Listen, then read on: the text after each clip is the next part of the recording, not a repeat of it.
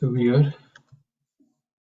now the chapter, the way we're going to do these chapters is we will divide it into sections, and then we'll cover each section. Each section has a theme, so we'll go through each theme, and I requested all of you to read up to 20. So these are the first two themes of the first chapter.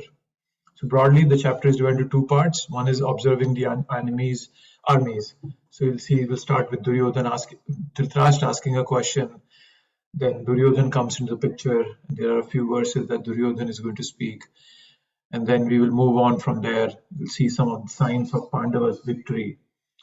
And then then Krishna comes into the picture and towards the later part of the first section. The second section is Arjun's reason for not fighting. There are 5 reasons in total, and they all are misplaced. So the reason Arjun was behaving in this way is for our benefit. Arjun was a pure devotee, that is why he got to be with Krishna and also hear from Krishna. So with that thought, we should keep in mind that Arjun is not bewildered. He's just acting in that way. There were 5 different reasons that we see Arjun was not fighting because of. There's compassion, that is, and then enjoyment, fear of sinful reaction, destruction of family tradition, and then indecision. The indecision part comes in the second chapter. It's not a part of the first chapter. So we'll cover this particular reason in the second chapter. And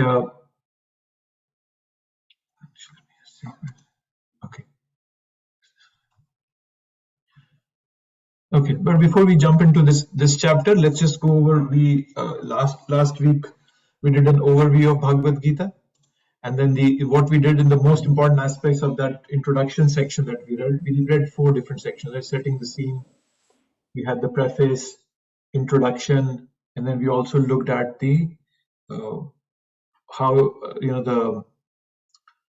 sampradaya, how the sampradaya is coming, how Prabhupada is connected to Krishna through the lineage. In the introduction section, we read about 5 important subjects given in the Bhagavad Gita. We talked about Ishwar, that's the supreme controller. Then there is Jiva, who's the part and parcel of Krishna, that's us. Then there is Prakriti, that is nature, spiritual and material nature.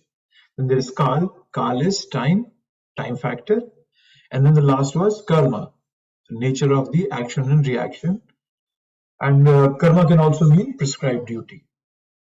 Okay, so and we talked about how 4 of these 5 are eternal, but karma is not eternal. Karma is temporary, and karma can be changed if we act in the way that is conducive to Bhagavad Gita. We can, burn away all our karma. So karma is not permanent. All the other 4 are permanent. Right? So now coming to this first chapter. So the first chapter is about observing the armies on Kurukshetra. So as we all know that any branch of science or any branch of subject for that matter, when we start studying it, the first thing we do is we define a problem. We define what the problem is. Whenever we sit down to do any experiment in a lab or in general, whenever we are studying something, well, the first thing is we define the problem clearly. Right? Companies spend millions of dollars with consultants and to define the problem, because unless we're not clear about the problem, then we will never be able to come to the appropriate solution. So just like in maths, right? If you put a wrong equation right in the beginning, whatever follows will be also wrong. So we need to be clear about the problem. Many times we feel that we know the problem, but then the problem goes deeper than what we can understand. So Bhagavad Gita, similarly, in the beginning, it puts forth a problem. It puts forth a problem, right? And what is the exact problem? The exact problem is Dehatma Buddhi. So that's what Arjun is presenting it as. Dehatma Buddhi. Dehatma Buddhi means thinking that I am this body. That is the biggest problem. That is the problem that the entire Bhagavad Gita is highlighting and talking about. Right? And Bhagavad Gita is putting a foundation right in the beginning about what the exact problem is. And this is a good way where you know the problem, and then Arjun surrenders towards this beginning of the second chapter, and then Krishna speaks. So with that in mind, that the first chapter is more of giving us what the problem is about. And then Krishna and Arjun, they are putting forth a perfect show here, like you can say, right? Sometimes if you in India, I know there in many universities they put a show kind of a thing, right?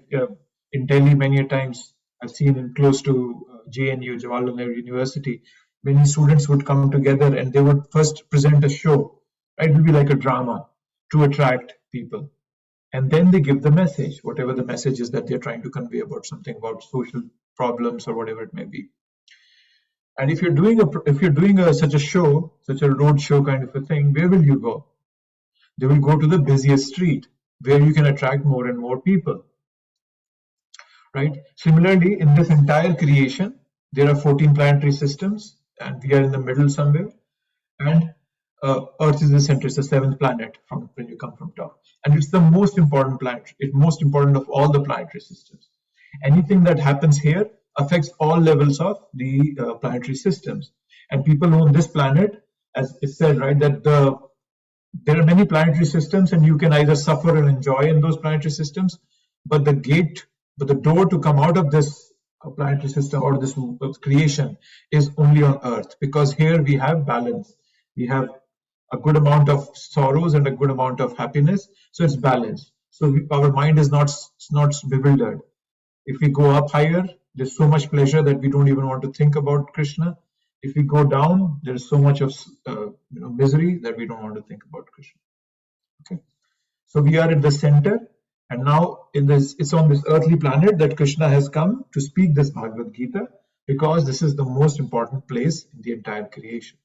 Okay, so that's one aspect of before we jump into the chapter. Then who are these Pandavas? Or even before that, I thought I had a chart somewhere. It's not on this slide. Probably might be in the other one, but it's okay. So who are the Pandavas? So if you know that the story of Mahabharata is that there are two families fighting, right? There is the Kauravas and there are the Pandavas. So the Kauravas represent the evil, and the Pandavas are representing the good.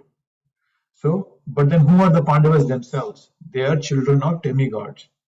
So now, because they are children of demigods have this personal interest in establishing dharma, in establishing piety in this world. On the other hand is Duryodhan, who's the leader of the Kauravas. And he is an embodiment of Kali Yuga. And he's an empowered demon on behalf of all the demons in the creation. Right? And his mindset is that I have to flourish at any cost. It may be the cost of others, so I have to flourish. So on Kurukshetra, which is the battlefield, all those who represent piety, those are on the demigods on the Pandava side, and all those who represent impiety are on the Kaurava side. That's Duryodhan's side. Right? So, but then Arjun's mentality is whatever he wants to do, he wants to do it for the benefit of people. Whereas Duryodhan is of the completely opposite aspect. All he wants is everything for himself. Before coming to this battlefield, before landing up in this position, Krishna had tried every possible way of avoiding this war. Right? So that's one of the reasons. So there are a few reasons why Bhagavad Gita was spoken on the battlefield. Right? The first important aspect is that it presents the urgency of the problem. That's why it's being spoken in the middle of a battlefield. And one of the other important reasons is that we should not reject violence outright just by being, oh, I'm a pacifist, or we don't fight, fighting is not good. Krishna tried everything possible before coming to this position of war. But then if there is no other way left, Krishna is not saying that, oh, you should just sit down and forget about it. No. Krishna is saying that violence is okay, but it should be the last resort. It's something that's being taught here in Bhagavad Gita. And also, what we learn through Bhagavad Gita is that however tough a situation we may be in, we should not give up our dharma. We should not give up our duty, which Arjun is presenting to do. That's what he's doing. He's just giving up. He says, I don't want to fight. Right? But then Krishna is now in this position now. Arjun, the Pandavas, the Kauravas, all are standing in the middle of the Kurukshetra, in the battlefield. And that Krishna has arranged all this. And Krishna wanted to show that if you're on the side of dharma, you will always win, right? But then if you're on the side of adharma, impiety, you lose however powerful you may be.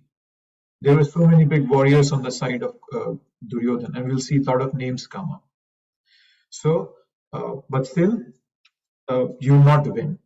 So that Krishna wanted to show all, so was presenting all these aspects of Bhagavad Gita. So this chapter particularly is called, in Sanskrit, it's called Arjun Vishad Yoga, right? So if you notice that each chapter of Bhagavad Gita has an ending in the word yoga. So the word yoga, which literally means to connect, right? There is an English word yoke, which comes from this yoga. So this word yoga refers to how all this content that we're going to read in Bhagavad Gita is connected with Krishna, and it gives rise to elevation in our consciousness, right? But then somebody can ask that, how does lamentation, and it's a Vishad Yoga, Vishad means lamentation, because Arjun is lamenting. He doesn't want to fight, and he's giving many reasons. So how can lamentation lead to yoga? So in any situation we may be, frustration, desperation is a prerequisite for gaining transcendental knowledge. Unless and until I'm not dissatisfied with my life, with my material life, I don't turn to spirituality. I don't try to look for answers. Okay. So material world, this world is designed in a way that even though we might have 100 things going straight, one wrong thing can spoil the whole fun. And we have this tendency of looking at the wrong aspect. This is inbuilt in our system. We post something on Facebook, we get 100 likes, and one dislike or one bad comment spoils everything. That's the way this world has been designed, right? Just like a grain of sand in a pudding can destroy the taste of that pudding. Similarly, we might have 100 things going perfect for us, but that one wrong thing can spoil everything. So there is a sense of incompatibility here. It's a incoherence here. I'm looking for everlasting happiness, and this world is offering me the exact opposite of it. So this chapter defines that one common problem that every living entity has in this creation. And this one problem leads to many problems. And as I mentioned, that problem comes from the fact that is Dehatma Buddhi, bodily identification. That's the essence of all the problem. That's the essence where Krishna is going to begin explaining Bhagavad Gita, and that's where he ends by saying that you're not this body. You're meant to, associate with me. Sarv dharman parityaja mam ekam saranam vraja aham tvam sarva papebhyo mokshayasmi ma shucha. Krishna, that's the 66th verse of the last chapter of Bhagavad Gita. That's meant to be the ultimate verse of Krishna. But leave everything and just come to me. But because I am identifying with this body and all what is associated with body, I am not able to make that connection. My identification with this body is too strong. Although it's crazy, it's incoherent, it's incompatible, but still I'm not able to give this up. Okay? So that's the central theme of Bhagavad Gita. And then Krishna teaches us how to free ourselves from this misconception, how to come out of this duality that we are living in. I see all what's happening around me, but still I don't believe it. My mind somewhere or the other just clouds it. There is this incident in Mahabharata where the 5 Pandavas have been exiled. They are in the forest, and Yudhishthir, the eldest brother, says to the youngest one that please go to the nearby lake and fetch some water for everyone. The first brother goes, the second one goes, third one goes, fourth one, none of them return.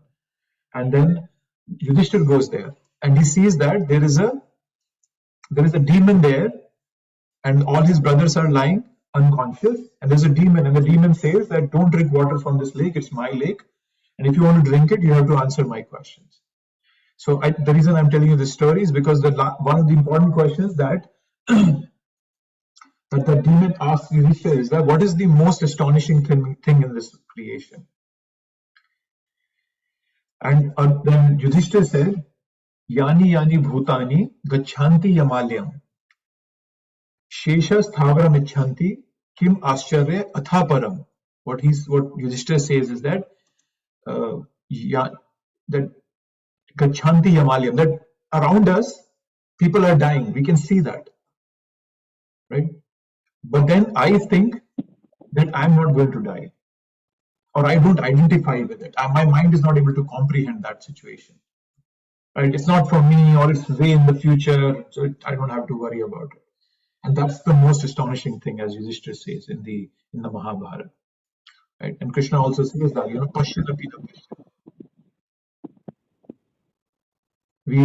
we see, but we don't see. Pashyan means to see. So Pashyan api na pashyati. Even though I see, I don't see it. So this Dhyatma Buddhi is the problem. Bhagavad Gita is the medicine for the diseased mind, as I'm suffering from. And it'll take us, and Krishna will walk us through many different kinds of yoga, karma, jnana, dhyana, bhakti, and then this discussion eventually leads to the fact that bhakti is the complete realization of one's spiritual nature. And it thus solves the actual problems of life. Right? Other yoga forms have been mentioned in Bhagavad Gita, but they can be for beginners. People can engage in them if they have some material inclinations. But then eventually the final goal is Bhakti Yoga. So coming back to the original thing, as I was saying, Bhagavad Gita begins with the definition for the problem. Therefore, the first chapter spends a lot of time in showing us the symptoms for the disease. Arjun gives 5 reasons not to fight, and we, at some point or the other, have given those reasons to not proceed in spiritual life. And you all can relate with that at some point or the other when we come to those 5 reasons. So that's just a background around about the Bhagavad Gita, and then this particular chapter, how it's starting and what's the purpose here. Okay, before I move on, anything on anybody's mind that I want to talk about or point out? Or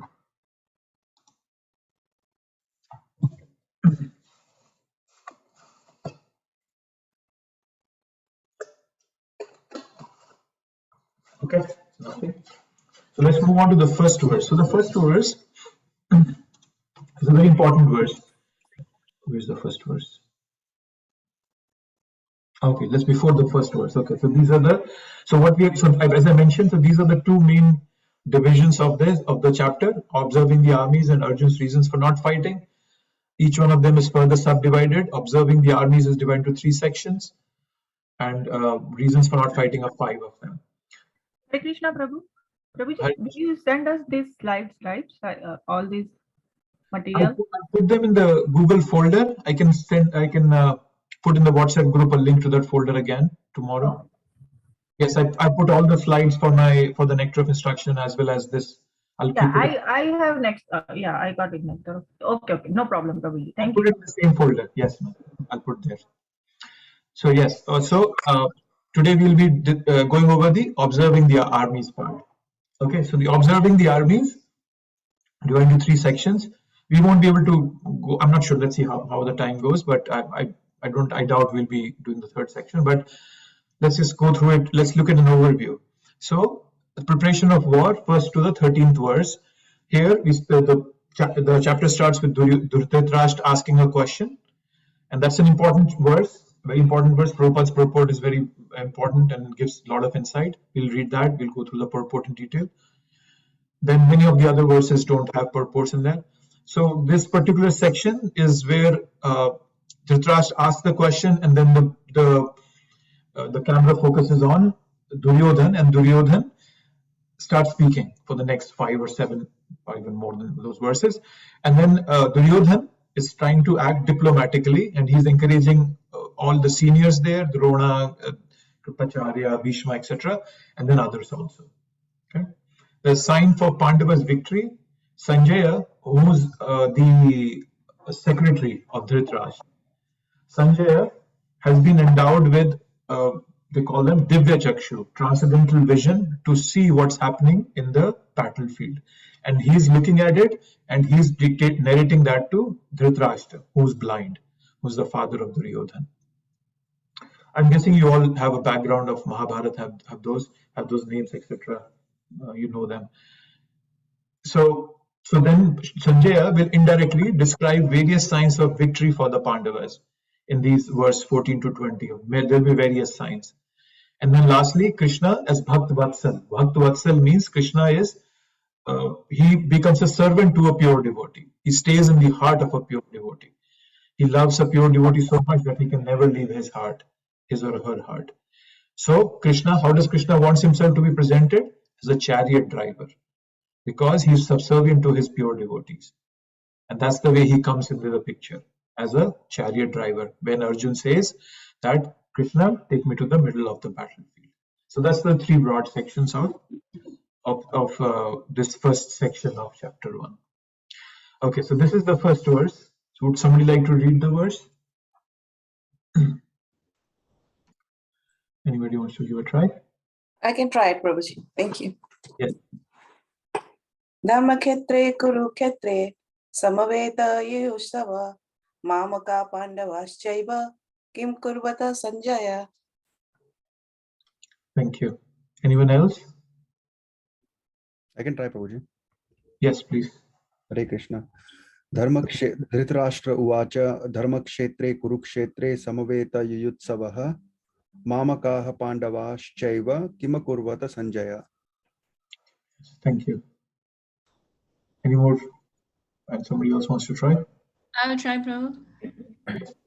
Dhritarashtra Uvacha Dharmashetre Kurukshetre Samaveta Yutsava Mamaka Pandavaschaiva Kimakurvata Sanjaya. Thank you. Yes. So Dhritarashtra, that's the first verse of Bhagavad Gita, and the only verse Dhritarashtra will speak in the entire Bhagavad Gita. There are no other verses by him. And Dhritarashtra said, "O Sanjay, after my sons and the sons of Pandu assembled in the place of pilgrimage at Kurukshetra, desiring to fight, what did they do?" So that's the first verse. So now we'll go through Prabhupada's purport. A lot of stuff in Prabhupada's purport. And I've highlighted what is important for us to pick from that purport. So Prabhupada begins by saying what Bhagavad Gita is. So he's saying that Bhagavad Gita is a perfect theistic science. Now that's Prabhupada's English is extraordinary. When you read it and you try to meditate upon it, and you see that how beautifully Prabhupada aligns words, devotional service, unalloyed devotion, all these phrases are extraordinary. And then he's saying it's perfect theistic science. So theistic, I understand. Theistic is, you understand from theology. Theology is science of God, religion, theology, I understand that. But then how is it a science? Right? That's the important aspect. Can everybody please mute themselves? I'm getting some echo here. Okay, so that's good. So, and I just noticed that not everybody has their names. Can somebody please put their name so that it just makes it easy for us to monitor attendances. I know there's a person who's joined it through the phone. If you can please change yourself to your name, that would be helpful. Okay, so So so how is the theistic science? Like in science, right? Science has theory and an experiment, right? So experiments help us verify the theory. In spirituality also, in the process that we all are following, we have philosophy, and then we have been given by Prabhupada a actual experimental path that we have to walk. It's not just philosophy. We just don't read books. It's not that we're doing. We actually practice it. There is experiments that we do, right? Without this, without the actual process, without the actual, the four regulatory principles and all the other things that Prabhupada has given us to actually do on a daily basis, if that's not there, then we are merely philosophizing, and all that is useless. It's not going to, it just will make us fanatical and philosophical. It won't take us any further, right? It's just like in science and experiment, we have theory and experiment. So spirituality also has a philosophy, and then it has principles that we have to follow, right? So by the philosophy part, we get some propositions. For example, Krishna will say throughout that we are not this body, we are souls. That's okay. But then the experiments is in the path that Prabhupada has given us. It gives us the process by which we can actually realize the proposition, right? And Krishna also says this in the 9th chapter, that Bhagavad Gita is Rajavidyam Rajaguyam. It's Rajavidya Rajaguyam. Sorry, that's slipping out of my mind, the verse, but it says that it's verifiable. This vidya, this knowledge that he's giving is verifiable. We can actually feel it. We can actually realize it. So that comes by following the path that Prabhupada has given us, right? And some religions, so they claim that so that's one aspect of this. Then the second part is how to read it. Prabhupada gives 4 main points here, very scrutinizingly. It goes back to our original concept that we have been discussing through Nectar of Instruction, that our practice should be strict, serious, and sincere. You have to be sincere in all the practices that we are doing. Prabhupada is telling us that we have to read it very scrutinizingly. And Prabhupada always used to say that you should ask questions. If you have doubts, you should clear doubts. Our religion is not meant to follow something blindly. We have to ask questions, get the answers for ourselves. Prataksha Bhagvam Dharma. That's the phrase I was looking for. 9th chapter, 2nd verse. Prataksha Bhagvam Dharma. That it's prataksha. I can see the results myself. They're quantifiable. It's not just up in the air. They're not amorphous. So when we practice scrutinizingly, then we see the results, and we see that how it's a science, and there's an outcome of it. Then second thing Prabhupada says how to read it is with the help of a person who's a devotee of Sri Krishna. So we all are reading with the help of Prabhupada, right? So we are all reading with the help of Prabhupada, who's a pure devotee of Sri Krishna. There should be no personally motivated interpretations. That's an important aspect. What personally motivated interpretation means, I should not try to extract something out of it for my personal benefit. There are people who read Bhagavad Gita and they give classes, to earn money. They have no idea what the essence of Bhagavad Gita is. Then, last but not the least, Prabhupada is saying in the line of disciplic succession. All these are very important for us to understand Bhagavad Gita, to imbibe the philosophy, and to realize it. And Prabhupada gives the example of Arjun, who surrenders himself to Krishna, and then he's very submissively hearing the Bhagavad Gita, scrutinizing. Then comes, what is the benefit of reading Bhagavad Gita? Prabhupada says it surpasses all studies of Vedic wisdom and all scriptures of the world. One will find in the Bhagavad Gita all that is contained in other scriptures, but the reader will also find things which are not to be found elsewhere. Now, this is very important, very, very critical point that Prabhupada is bringing out here for all of us. Before I jump into this, I would like to see if anybody has any thoughts. What does Prabhupada mean that that Bhagavad Gita has everything that other scriptures has, but it has something more? So what is your thought? What is Prabhupada talking about here? What is it that other scriptures don't have and Bhagavad Gita has?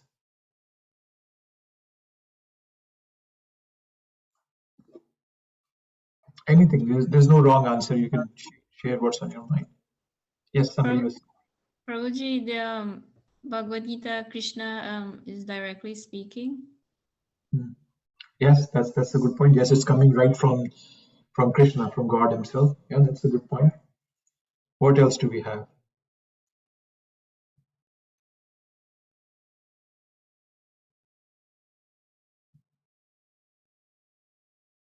No more thoughts?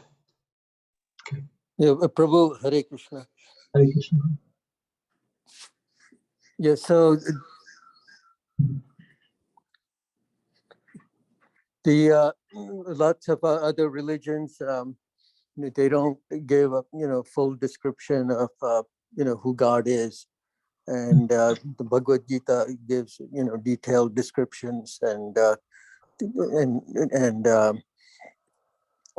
characteristics and features of the Supreme Personality of Godhead, and so in many other religions like Judaism, Christianity, God is the Almighty God, but that there isn't any type of detailed descriptions of who the Lord is. Yes, thank you very much, Prabhu. Yeah.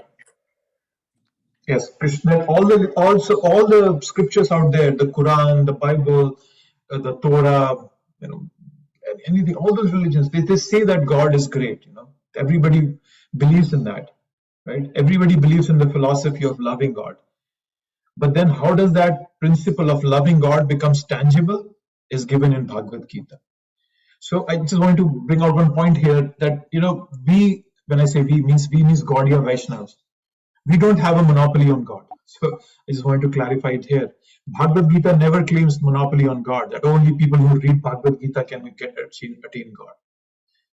Right? So religion, or whatever religion we follow, is meant for us to attain God.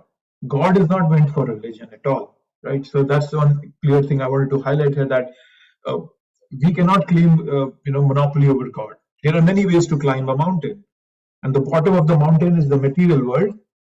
Top of the mountain is the spiritual world, right? So people can climb for different ways, right? What the reason the Bhagavad Gita is of so much value, because it, as you know, Rasa Lakshmana Prabhu was saying, that it gives us the clarity about knowledge of the soul, about the self, clarity of it reveals to us who God is. And it gives us a very systematic, stage by stage nature of how we can become attracted to God. That's an advantage of Bhagavad Gita. That's very distinctive about Bhagavad Gita. These are not present in other religions.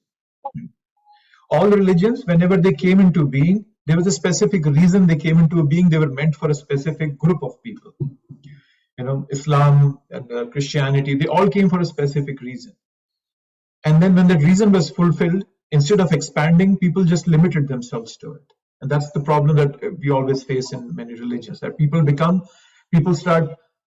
want to assign a definition to themselves by following that religion. Right? But then what's with Bhagavad Gita is Bhagavad Gita gives us everything. And that's one of the reasons why Prabhupada wanted us to distribute books, wanted us to distribute Bhagavad Gita. When I am sick, and if I have a medicine and I have a cure for that sickness, I want to share it with others. Right? That's just human nature. It's not that we want other people to follow our religion. That's not what Prabhupada ever wanted. Prabhupada was strictly against conversion of religion. He said that religion is, if you listen to his lectures, he would always say that Hinduism, Christianity, all that is of no use if they don't bring you to God, love of God. So he was never saying that Hinduism is the right way, or reading Bhagavad Gita is the only Bhagavad Gita can bring you. So he was never that secular kind of, not secular, not very narrow-minded. That's the beauty of what Prabhupada has given us. Right? So that's the important aspect, that all the religions, they talk of God, loving God, but then they don't give a tangible way of how we had come to that position of loving God. And that's why Prabhupada is saying here that Bhagavad Gita gives what all the other religions give, all the other scriptures give, and gives us more than that. Right? So it empowers us. It empowers us with this understanding. Who am I? Who is God? Right? How is God our greatest well-wisher? And then how God is involved in every single step of our lives. When we'll see over the 10th chapter, Krishna gives so many examples, not just 10th, even in 7th, he says, Rasoham apsu konteya, that I'm the taste of water. So whenever you're drinking water, you can think of Krishna. And okay, oh, this is Krishna here. I'm connecting with Krishna at this moment. Prabhashmi shashi shurayo, Krishna says that I'm the light of the sun and the moon. So there's so many ways that Bhagavad Gita very clearly explains to us that how we are parts of God and how we can connect with. Right? So the overall purpose of Bhagavad Gita and religion in general is to elevate human consciousness, and Bhagavad Gita does that perfectly. Right? Whereas all the other religions, as I mentioned earlier, they were very specific. They were there for a specific purpose. Right? For example, Quran is not it's just a revelation. It's not a question answer like we have in Bhagavad Gita. It's not unraveling anything. It's just a series of revelations, series of dictates, and that's all. So, but not to say Quran is anything. There's anything bad in reading Quran. It's a powerful book and gives you a lot. Teaches you the basic principle of loving God. But then, yes, to get to the deeper part, we need Bhagavad Gita. Bible and Quran have also helped people rise to a higher level of consciousness. Right? So, in this verse, so that's the aspect that we've been. I wanted to just highlight here. What is the benefit and what Prabhupada means by saying that readers will also find things which are not found in other scriptures. Then significance of Dharma Kshetra Kurukshetra. We read in the verse here, right? He's saying Dharma Kshetra Kurukshetra. Drishtash is saying that.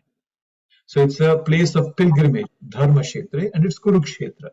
So that's the significance is that it's a place of pilgrimage from immemorial times of the Vedic ages, right? And it's a place where religious rites, rituals are performed. It's a holy place. Prabhupada highlights this in the Bhagavad Gita, in the purport, right? So that's the significance of the location. And now, lastly, what is on Dhritarashtra's mind? This is an important aspect. When we read this verse, we'll go through the other verses also, but then we'll see clearly in that Dhritarashtra's mind, we can see that he's discriminating. He says, Mamakaha Pandavas. So he's saying, my sons, Mamakaha and Pandavas, sons of Pandu. He's right there and then discriminating between himself and the sons of Pandu. He's not considering them as his own. As a king, it's the duty of the king to consider all the people living in his kingdom as his family. But here he's clearly discriminating. And he's asking a very weird question here. That if they're assembled in a war field, what are they going to do? They're going to fight, right? That's what they're going to do. But then he's asking a very weird question that, okay, what did they do? And that's what it indicates in his mind, that he's highly doubtful about the possibility of his son's victory. And that's what the fear is being exhibited when he's asking, what are they doing there? But then he's also very selfish and very greedy for the kingdom. He doesn't want to compromise. Right? That's another important aspect. He doesn't want to compromise in this war. But then he's also fearful. He's fearful because it's a holy place. Right? That's another aspect. So we see fear and doubt in his mind that shows up here, which indicates that Dhritarashtra is feeling so first of all, he's feeling that the sacred place will have an influence on the war, and his attachment is also making him weak. So there's the fear also is showing up because of his attachment to Duryodhana. And he feels that, because of the influence of the Dharma Kshetra, the Kurukshetra, it might happen that, it might change Duryodhana's heart and he wouldn't want to fight. But Dhritarashtra doesn't want that. Dhritarashtra doesn't want the battle to stop. Right? And that's why we're seeing that partisan approach. Mamaka Pandavas. He has this antipathy towards the Pandavas. He doesn't care about them, right? So Dhritarashtra wants his sons to fight the war, not to get influenced by the pious place, right? So, but then another question that can come here is that, you know, Krishna spoke the Bhagavad Gita to Arjun, and Arjun was illumined, right? By the end of that Bhagavad Gita, Arjun was ready to fight. He had understood the whole concept. But then the same Bhagavad Gita was spoken by Sanjaya to Dhritarashtra. But then Dhritarashtra was not at all, his conscience was not at all changed, right? It was only after he lost all his 100 sons, and then even after that, after all his children were dead, he was staying with the Pandavas, and then even then he didn't realize his consciousness was not at the right place. It took his younger brother Vidura, his message, to come out of this lethargy that he was living in, thinking that his attachment that he was living in, to give that up, right? So that attachment is being highlighted here in this particular verse. Right? So those are some of the things what is on Dhritarashtra's mind. So all this is coming out from Prabhupada's purport for the first verse. Okay, and then Prabhupada gives an example that as in the paddy field, the weeds are taken out, right, so that the paddy can grow. Similarly, because Krishna, who's the father of religion, he wanted to take out all the unwanted plants like Dhritarashtra's sons, Duryodhan and other of them thoroughly. He wanted to take them out, and then he wanted to establish the kingdom of Yudhishthira, of piety. So this is the significance of Dharma Kshetra, Kurukshetra, apart from their historical and Vedic importance that Prabhupada had given earlier in the purport. So these are some of the points that come out of Prabhupada's purport in the first one, and this is the most important purport, at least in the section that we are doing. That's why I wanted to kind of go into detail and talk about this. Before we jump into this, give me a second. We should read the other purport. There's not much to read in them. I just want to give me 1 second. I'll share the PDF. Give me 1 second. Where's that?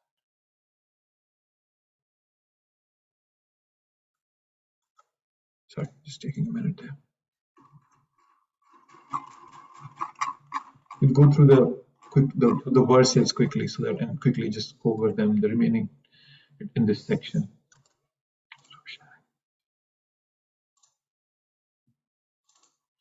Yes, okay. So the verse 2, now talking second verse. Sanjaya Vacha Drishtva tu Pandavannikam Yuddham Duryodhanastada Acharyam Upsangamya Raja Vachanam Abravit. Sanjaya said, O king, after looking over the army gathered by the sons of Pandu, King Duryodhan went to his teacher and began to speak the following words. Now we understand that Duryodhan is being called a king here. If you see that, right? It's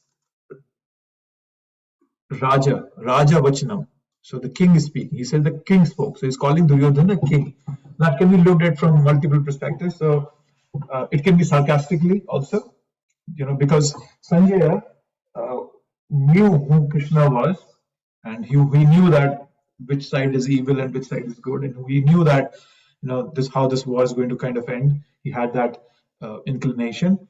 So he was sarcastically, one aspect was that he was sarcastically telling Dhritarashtra that he wants to be a king, right, your son, so that's why he's calling him a king, Raja Vachanam. But then Duryodhan, the other thing could be that the reason why he's being called a Raja is because Raja can be used for a king, but it can also be used for somebody who knows how to do Rajniti. So Rajniti means politics. So anybody who knows how to do Rajniti can also be called a Raja. And Duryodhan obviously was very good at it, right? So those are the two reasons why Sanjaya is calling Duryodhan Raja, right? He had because he we can see his political skills through how he had maneuvered that nobody would be supporting Pandavas. That's the way he was maneuvering the politics around the world, so that Pandavas would not have any army to fight. But then when he saw that army, that they had, they were Akshohinis, they're called Akshohinis. So there were 7 Akshohinis with the Pandavas and 11 of them with Duryodhana's army.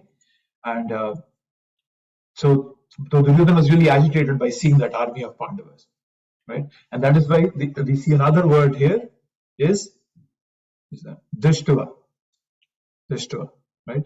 After seeing, Prabhupada translates this as after seeing. So after seeing the army of Pandavas, Duryodhana got agitated because he was not expecting that. He was not expecting that this was going to happen. So that is why. So these are the 2 aspects that we have to pick up from this verse. That is Sanjay is calling him Raja, and then Drishtva, seeing. Okay. And now from the verse 3rd onwards begins Duryodhana Gita. This Duryodhana starts speaking here. He says, let's read the translation just to save time. Verse 3. O my teacher, behold the great army of the sons of Pandu, so expertly arranged by your intelligent disciple, the son of Drupad. Okay. So now who is the teacher he's talking to? He's talking to Dronacharya. Dronacharya is the teacher, right? So the word, there's this phrase here, it says Mahatim Chamum, great military force. Prabhupada translated as great military force. So what? He's afraid now. You can see that. He's using words such as great force. So indicates that he's afraid. And now he's come to his teacher, who's Dronacharya, and now he's, in one sense, he is criticizing his own teacher. How is he criticizing him? He's saying, so expertly arranged by your intelligent disciple, the son of Drupad. So Abhīṣṭa-dohaṁ is the son of Drupad, and he's the commander-in-chief of Pandava's army. And he's also a disciple of Dronacharya, who's on the opposite side with the Kauravas. So now he's mocking him in one sense, right? So that's a very arrogant and a foolish way to address your own teacher. That's something to pick up from this verse, and that's something that is evident. Being of a demoniac mentality, he's completely opposite to all the principles of Sharanagati, of submissiveness. He has no control over his senses, over his tongue and mind, and then he's disrespectful. So all of that we see in Duryodhana right there.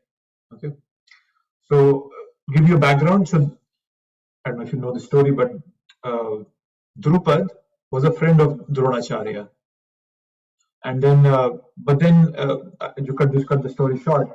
There was some kind of an altercation between both of them, and Dronacharya, Dronacharya was mocked in the kingdom, in the court of Drupad, and then so Dronacharya vowed that he will take over Drupad's kingdom, and then he taught the Pandavas and everybody, and then they went and attacked Drupad and took away Drupad's kingdom, a part of its kingdom, not the entire thing. So that's how Dronacharya had taken his revenge. But then, being a Brahmana, when somebody approached him to be taught the knowledge of all these shastras, war, he gladly taught everything to Abhīṣṭa-dohaṁ, who was actually born to kill Dronacharya. Okay, so that's the story behind it, right? So that's the things to understand. So Mahatim Chamu, that he's scared, and then he's mocking his own teacher, which is a very inappropriate way. Then comes to the 4th verse. Here in this army, there are many heroic bowmen, equal in fighting to Bhima and Arjun. There are also great fighters like Yuyudhana, Virat, and Drupad. I won't go over all these names. I think I have a slide at the end where I have given some description of all of these warriors. So you can have a look at that slide when I upload that in the Google folder. So all these names are important to us. Whenever all these names, they actually make the scene very real for us. if you have names and you have all these kind of nitty-gritty details of the situation. It makes it very real in our mind and helps us wrap our mind around what we are reading. So this is the fourth one. So there are many bowmen in this army. He names Bhima, right? So he's saying that Bhima and Arjuna are there. So he's naming Bhima. He's scared of Bhima. Duryodhana is scared of Bhima. He's irritated with Bhima. Only Bhima can kill him. Bhima had vowed to kill him when, after the whole episode of disrobing of Draupadi, Bhima had vowed to kill him. There were two vows that Bhima took when after the episode of disrobing Draupadi. One was to tear open the chest of Dushashan, who had pulled Draupadi into the court, and the other one was that to break the thigh of Duryodhan. So because Duryodhan had exposed his thigh and he had asked Draupadi to sit on his thigh. So those were the two vows, and Bhishma was scared, Duryodhan was scared that Bhima is going to fulfill his two vows, right? So Duryodhan remembered all the vows. That's why he's bringing Bhima's name there. So Bhima is right up in his mind there. So that's why he's talking about Bhima and Arjuna, right? Because Bhima is not necessarily a bowman. He's more of he had that mace that he had. So, but the reason, as I mentioned, was why he's bringing him here, right? So that's the fourth verse. So he says that, and then he talks of other fighters, Yudhana, Virat, and Drupad. Okay. Then there are some other names that come in here. There are also great heroic, powerful fighters like Drishtaketu, Chekitana, Kashiraj, Purujit, Kuntibhoj, and Saidya. So a lot of names here, right? And as I said, I have all these names in a list in the slide. You can go and read about them later on. Then there are the mighty Yudhamanyu, the very powerful Uttamauja, the son of Subhadra, and the sons of Draupadi. All these warriors are great chariot fighters. So Subhadra is the sister of Krishna, and he's the wife of Arjun, and he has a son. She's the son of Subhadra is Abhimanyu. Sons of Draupadi, there are 5 sons of Draupadi in the war also. So all these warriors are great chariot fighters. And he says that they are Maharatha. So now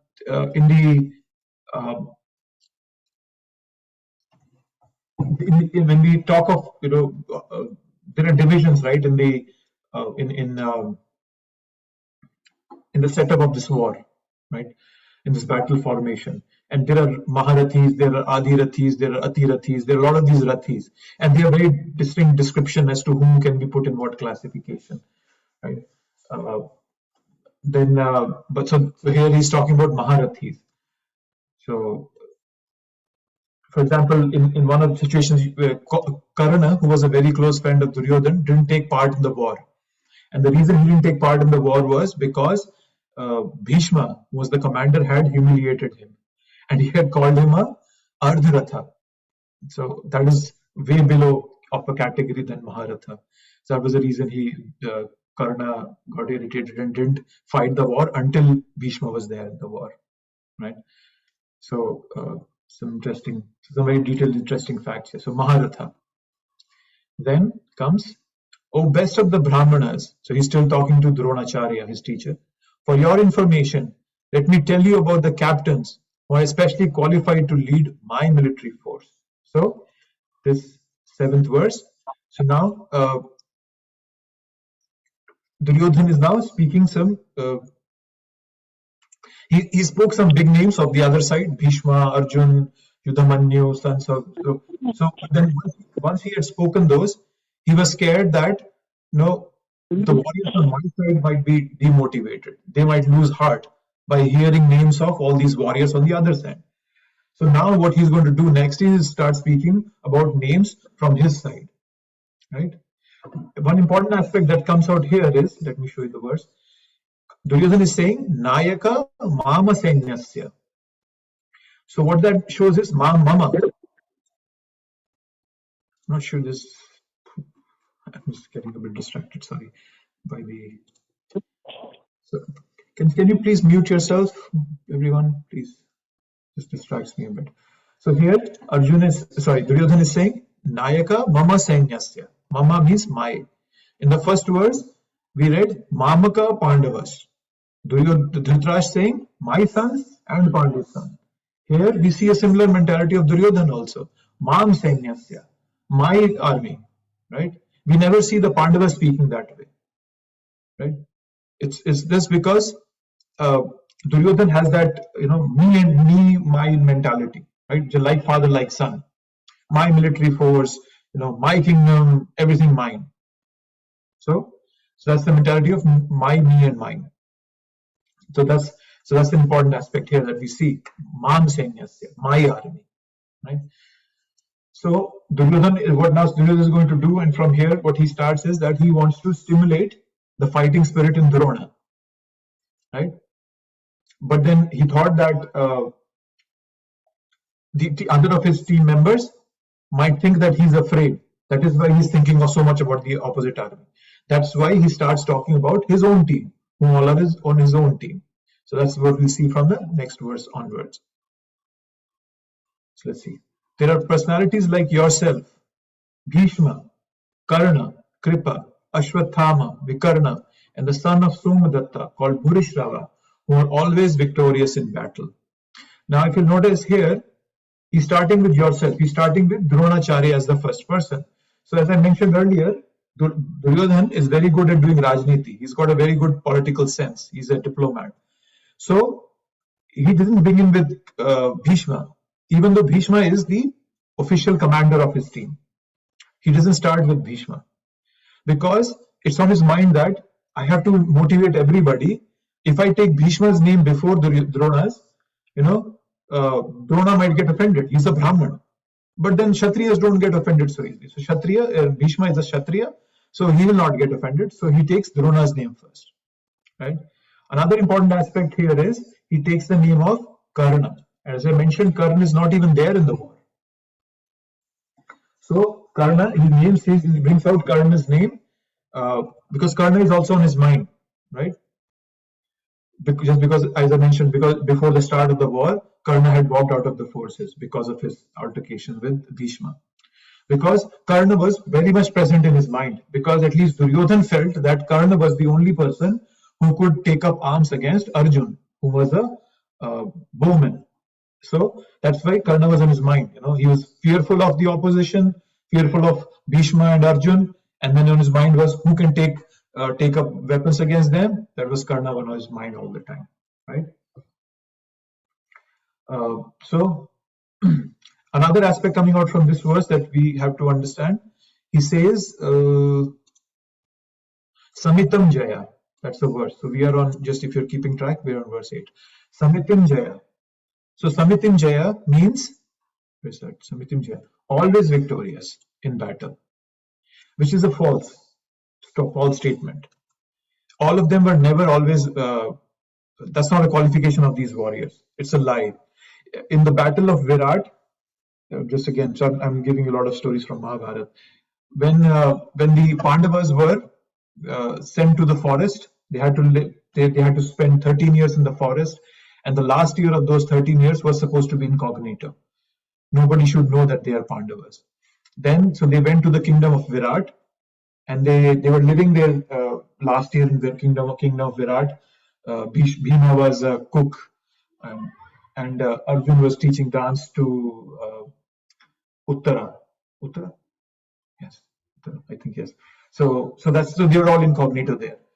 And when that completed, the Kauravas had attacked Virat, the kingdom of Virat, and there single-handedly Arjun had defeated all of them. Bhishma, Drona, Duryodhana, everybody. So this is a false statement here that Arjun is putting forth. Samitim Jaya. They were never, it's not that they were always victorious in battle. They had lost against Arjun. So it shows that what kind of a lying and cheating mentality Duryodhana has. And he's so much into me, mine, my kingdom and everything that he's ready to go to any extent to take help from lies and all that. So then next verses, we are at verse 9. There are many other heroes who are prepared to lay down their lives for my sake. All of them are well equipped with different kinds of weapons and all are experienced in military services, right? So Duryodhana here is saying that all of them are ready to give up their lives. So it's kind of, it's as if, Mother Saraswati has come on his tongue and he's speaking the truth, right? That it's as if that they have already laid up their lives. So he's kind of in one sense indicating that they are going to lose. Duryodhana is going to lose for one sense, right? So whoever is fighting against Krishna, he is for sure going to lose. So he's already saying that they're already ready to give up their lives for me, right? So it can be a grammatical slip of tongue, right? Sometimes in the slip of a tongue, we speak the truth, even though we didn't want to, we didn't intend to speak it.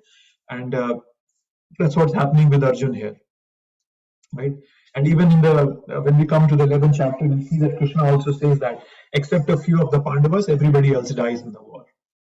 So it's kind of just Duryodhana is confirming, corroborating what Krishna is going to later on say in the Bhagavad Gita. So that's the 9th verse. 10th verse. Okay, it's an interesting one.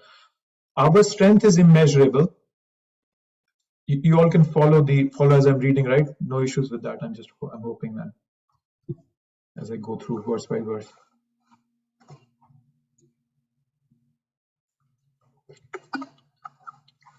Then comes, our strength is immeasurable and we are perfectly protected by grandfather Bhima, whereas the strength of the Pandavas, carefully protected by Bhima is limited. So he's using two words, apraptyam, aparyaptam, and paryaptam. Now, again, going back to the Sanskrit aspect of it, that a preface can either negate a word or it can intensify a word. Aparyaptam is being presented as an intensifier over paryaptam, right? So aparyaptam means immeasurable. Prabhupada is translating it as immeasurable. So if what Duryodhana is saying, that all of us are strong under Bhishma. Our powers are immeasurable, whereas Bhima's powers are measurable. They are limited, right? So that is one meaning of it that we can extract out of it, which is the obvious meaning here. Another meaning that acharyas have given us is that aparyaptam can also mean insufficient. It's not paryapt. In Hindi, right? Paryapt nahi hai. When they say the paryapt, it means that it's not enough. It's insufficient. So Duryodhana has it on his mind that Bhishma, even though he's fighting on his side, he has a soft corner for the Pandavas. And it's kind of, he's just expressing his concern there by saying that our strength is insufficient because Bhishma, the commander-in-chief of our army, has a soft corner for the Pandavas. And paryaptam means sufficient. So paryaptam can also mean sufficient. So paryaptam means that Bhima's team had none of those doubts. They are going to kill the Kauravas for sure, right? So Bhim's hunger for this war is very much stronger than Bhishma, who is just fighting out of duty for the Kauravas, right? So here we can use the negation prefix of aparyaptam. That's what I just want to highlight. It's a Sanskrit grammatical thing that is. So we can see that how Duryodhana, at some points, he's actually speaking what's in his heart. The fear is coming out in his words, right? And then in the purport, there's one important statement. So here, Prabhupada in the purport says, his conclusion that he would come out of the battlefield victorious was well ascertained, right? What was that? His conclusion, but at the same time, he was confident of victory. Yeah. So he thinks that he's going to win the battle. He's going to be victorious. That's something that ascertain means to be sure based on the facts. That's what Duryodhana is doing, right? He thought that the victory of Kauravas is assured because of the presence of Bhishma. That's what he thinks. Then coming to the 11th verse. Now, all of you must give full support to Grandfather Bhishma, standing at your respective strategic points in the phalanx of the army. Right? So, Now Duryodhan, so you see that. So Duryodhan started with speaking to Dronacharya, then he started naming everybody on the other end and on his own side, and now he's trying to get everybody involved, right?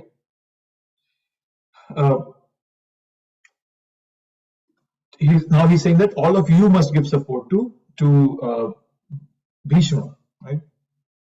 Now here we see that Duryodhan, he's got good speaking skills, right? He's an expert, he has expertise in speaking, and that's a very good aspect. It's okay, but then his intentions is wrong. His intentions are wrong, right? So bad intentions with good speaking skills is very dangerous, and we see that across the world, right? There are people who have good control over their language, and they can misdirect his or her followers just by the skills of language. And it's very similar to Sarpa Bhushan, right? When you have when a snake has a diamond on his head, we know that there are snakes that have a jewel on them. So it's like, what use is of that jewel if it's on the head of a snake? You can't do anything about it. So eloquent speakers can be very dangerous, as we are seeing what Duryodhan is doing here, right? It can easily attract us. An eloquent speaker can easily attract us to immoral ideas, right? That's something we have to be careful about. And that's what we are seeing what Duryodhan is doing from here. And so this is the last verse where he speaks, and I think from the next verse, 12th verse, so here we come. Then Bhishma, the great valiant grandsire of the Kuru dynasty, the grandfather of the fighters, blew his conch shell very loudly, like the sound of a lion, giving Duryodhan joy. So here we see that now there's a shift from discussion. So there's just a monologue that Duryodhan was going on with, and that has moved to an action now. Okay, here tasya, there's a word tasya here. Tasya is his. So his stands for Duryodhan. Prabhupada is translating. He gives tasya word is for Duryodhan. So Duryodhan has been a focus of Bhagavad Gita till now, right? Then Bhishma is called Kuru Vriddha here in this verse. So Kuru Vriddha means he's a grandfather of the Kurus. He's the old, he's wise, right? He's seasoned, experienced in this whole game. So that's what Kuru Vriddha means. And the purpose that's been given in this verse is that any apprehensions that Duryodhan had, Duryodhan was in his, as I mentioned earlier, Duryodhan in his heart thought that Bhishma could be has a soft corner for the Pandavas. So just to alleviate that fear of Duryodhan, Bhishma, he blows his conch shell, right? So we know that Bhishma was not looking to fight, but he had to fight. So one aspect we can see is that blowing the conch shell, one purpose can be to motivate Duryodhan, to kind of help him say that okay, fine, to give him joy. But the other aspect we can look at is that Bhishma, because he was not looking to fight, and he was so frustrated and fed up with what Duryodhan's monologue has been going on and on about it, plotting, his scheming, he said, please shut up, let me blow the horn and get on with the war. So that's another aspect we can look at it as. And he just cut short his monologue and said that just okay, fine, let's just get on with the war. He knew that Duryodhan was afraid. He knew though that Duryodhan was getting overly political. His mind is agitated, and Bhishma wanted to give him some confidence, and also wanted to shut up, get his monologue stopped. So he blew the conch shell, right? So it's very nice the way Bhagavad Gita begins with all these names, and it's all these characters that are coming up, and we'll see some more characters coming in. And as we read these shastras, we can fall in love with these characters. If anybody of you has seen the original Mahabharata, I was a kid in India and I saw that on TV. You practically fall in love with the characters, right? And that's the way to read shastras, with involvement in it. Just like Bollywood movies, right? We see in Bollywood movies, there's a hero and there's a villain there, and they both are fighting, and we get so involved in the movie. Srila Prabhupada used to get a lot involved in dramas. His disciples used to do a lot of dramas about Krishna's pastimes, and Prabhupada would get so involved in that, and he would laugh out loud when Kamsa was killed in the drama, and you just get so involved. So that's the mind. That's the way we are supposed to get involved in these shastras when we read them. Right? That's the aspect here. So here, 12th, and then let's see 13th verse. What's the 13th verse?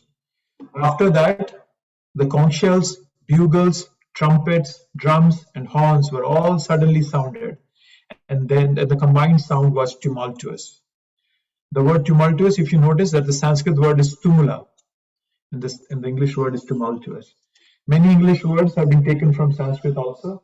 You know, the word juggernaut comes from Jagannath Rath Yatra, you know, as you see it. So a lot of words, you'll see that similarity in them. I mentioned yoga, yog. So there are a lot of words that have been picked up in English language from here. So this particular verse, 13th verse, it ends the end. It's the end of the first section, the introduction part, the observing the armies part, right? So interestingly, if you notice, Duryodhan doesn't mention the name of Krishna here. He mentioned so many names: Bhishma, Yudhana, sons of Subhadra, Draupadi. He doesn't bring out Krishna's name in here, and that's the way materialists work in this section. So all the materialists, the way they think is that they think everything on the material plane. Prabhupada gave a very beautiful phrase. He said that materialists, they want God's kingdom without God. Right? I was at a festival over this weekend. I was distributing books at a festival, and I met this Indian lady. She was talking about death, and I got interested. I just wanted to see what she had to say. She had written a book about, you know, death, and I picked up the book and I started reading it.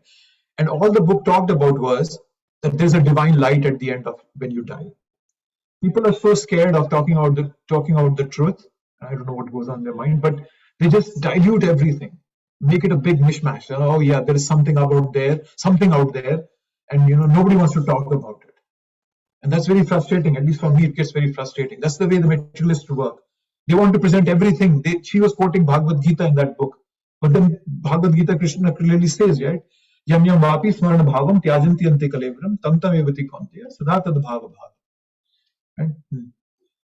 So he's saying that, you know, whatever consciousness you leave your body, you will attain. So whoever leaves his body thinking about me will attain me. And Krishna is clearly saying that. But that lady didn't bring out Krishna's name anywhere.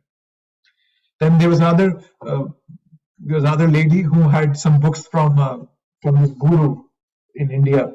Her name is Anandamurti Guruma. So I looked at that book. This book was about Rumi. You know, Rumi is a Sufi saint in the 13th century. He was a saint. So I got interested and I wanted to read what Rumi has said. And there was an English translation. I picked up that book, and that lady, she was Anandamurti Guruma, who's supposedly a teacher in India, and she's famous there. In the book, she was quoting Guru Nanak. As you all know, you know, Guru Nanak ji, he's the guru, the acharya, whom all the Sikh practitioners follow. So he's Guru Nanak. And there was this verse in that book, which Guru Nanak has said in the Guru Granth Sahib, which is the holy book for Sikh followers.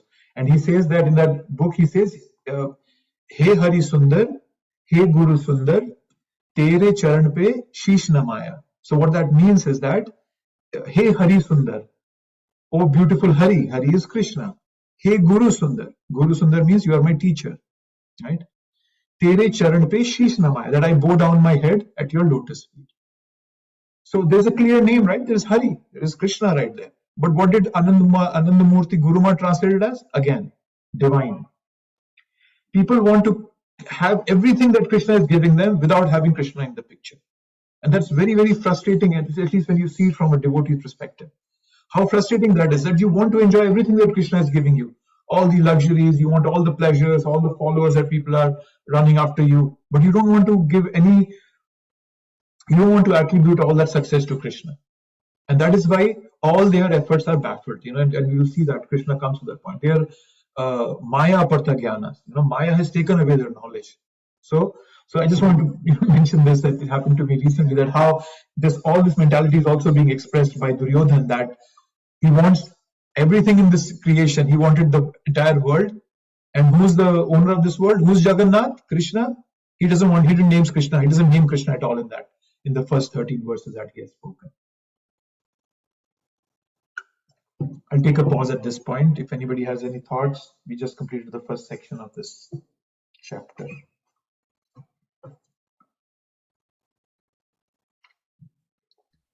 Prabhuji, one question. Dronacharya was a Brahmin, like you said, but Yes. like, were they still allowed to, or fight in battles in those days?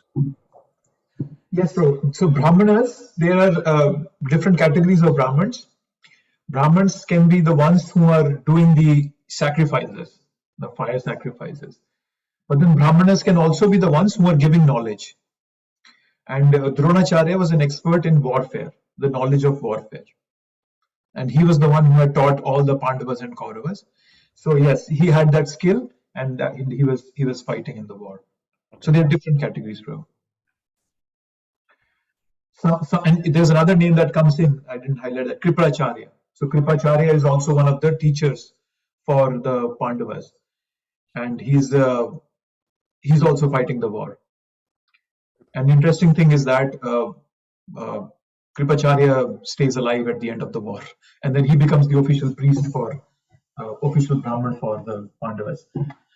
So we'll go over that as we go on. But yes, different categories. Like a battle warfare strategist or something like that. Yeah, that's a good way of putting it, Prabhu. Yes, he's a warfare strategist. And He was not the regular one who does, fire sacrifice, etc. Yes, Prabhu, you're saying something else also.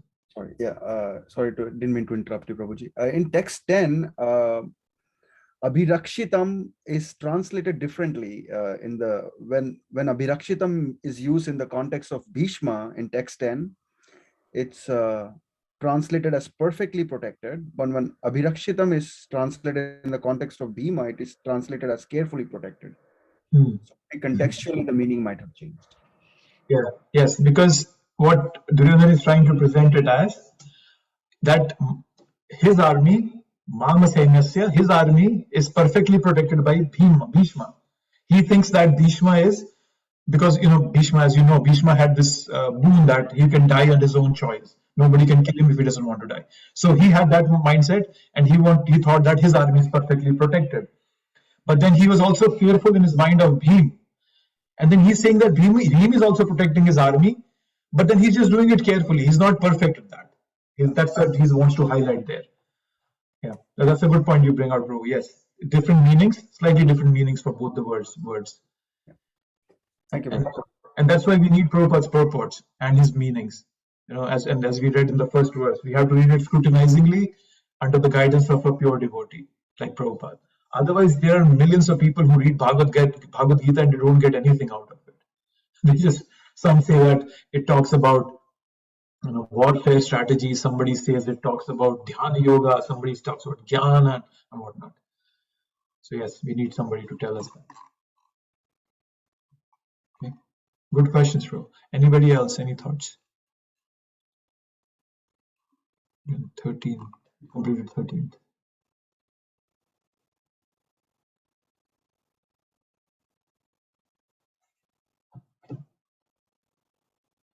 Nothing? Okay. So let me go back to the sections. So the next section is about, I'm sorry, I'm not sharing my screen. So next section, we won't go into that today, but it's already 8:20, 25. What are the signs of Pandava's victories? We will see that there are 4 main signs that we will see as we read these verses. And then there are a few more that will come up as we go forward. But then one thing I would like to describe before we go into the section, the next we will go ahead, but that, how the book, Vyasadeva is rewriting it, right? So as we know, Bhagavad Gita is a part of the Bhishma Parva of the Mahabharata. So how does an expert director in a movie present a scene to attract the audience? First, they show an old man sitting in a far-off palace who's blind. The old man is blind, and he's talking to his secretary, and he's just asking, what's going on in the battlefield? you know, one will think what a scene to begin with. Okay, so that's the old man sitting there. And then the camera zooms into Duryodhan, who's the ill-minded, scheming, delirious villain of the movie. And once that is done, then we go to the heroes. So as we'll move forward, we will see that in the next chapter, the verses that come in, there the focus comes back to the heroes of the movie.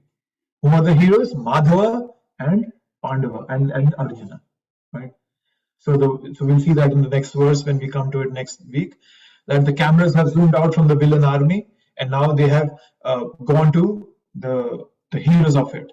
And you'll see that in the 14th verse, how beautifully it's been described. They are sitting on beautiful horses, and then there's been the charioteer is of this most handsome guy in the book, in the creation, Krishna. And so we see that's a beautiful way of narrating a story, just like an expert director. So worth meditating upon. So you can meditate upon this particular concept of director directing a movie till next week. So it's 8:24. So I'll not start the next section. Anybody has any last minute points? We can discuss that. Any questions that come to your mind at this point?